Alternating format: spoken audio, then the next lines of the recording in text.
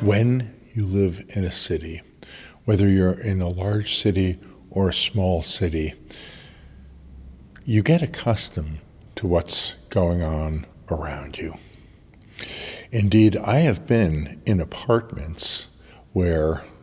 there are train tracks that are close to the apartments, and the train tracks are not a vestige from another era, but they are actually in active use on a regular basis. And sometimes when I've been in buildings or apartments that have train tracks that are close to them and a train goes through, I will be very aware of that. And the folks who are living there will go, no, we don't actually hear it, if I call their attention to it. And there are environmental features that end up becoming part of what we just learn to live with. I was in between takes on the camera this morning, and as I was in between takes, I heard the roar of a motorcycle go by, I heard a truck go by, and while I thought that I was in silence, there was a very active city that was going on outside the walls of the room that I'm in. Sometimes what ends up happening with us is we get so accustomed to what is going on around us that whether it is train on a tracks, whether it's traffic in a city, whether it's just the normal noises of a space that you're accustomed to, we really forget that there isn't silence, that there isn't quiet, that things aren't in a fashion whereby the world isn't pushing in or impinging upon us.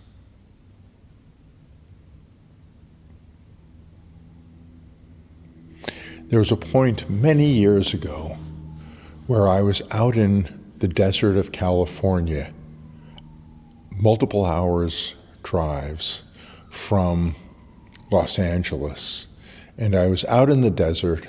The atmosphere was thin, the temperature had been very hot during the day, and it was still warm at night even. And I looked up into the sky, and what I ended up seeing was shocking to me, because I looked into the sky and I saw millions of stars. And I thought of what God had said to Abraham thousands of years ago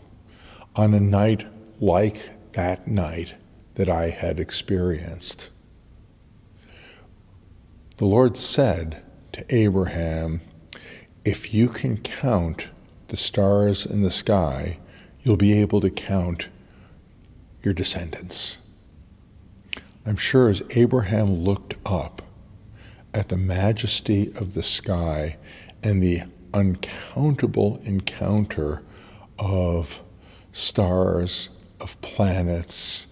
of astronomical phenomena, that was an extraordinary promise to Abraham. And I am pleased when we have space, where we have time, where there isn't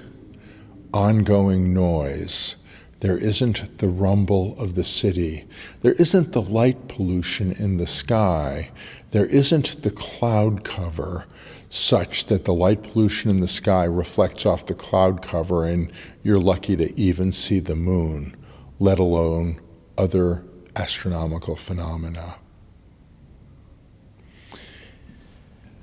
It's an extraordinary thing to be able to consider God's creation. It's an extraordinary thing to be able to have quiet. It's an extraordinary thing to be able to have the skies above us so transparent that we can see the Milky Way, so that we can see Mars and Venus, so that we can see stars out there like the Little Dipper or the Big Dipper, so that we can see Orion in the sky, complete with the 3 stars that look from our vantage point to be very close to each other, which comprise Orion's belt.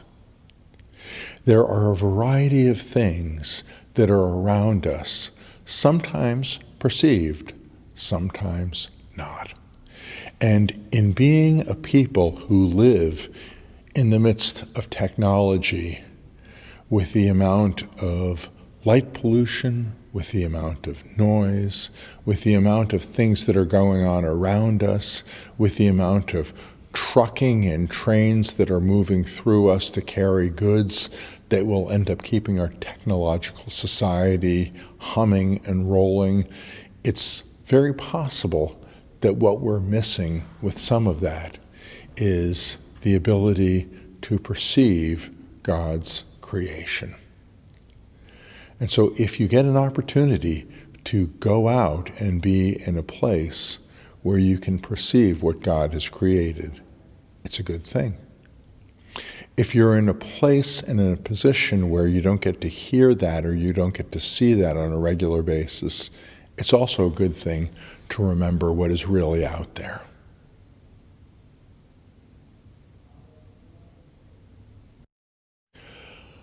I'm hoping that the promise that God made to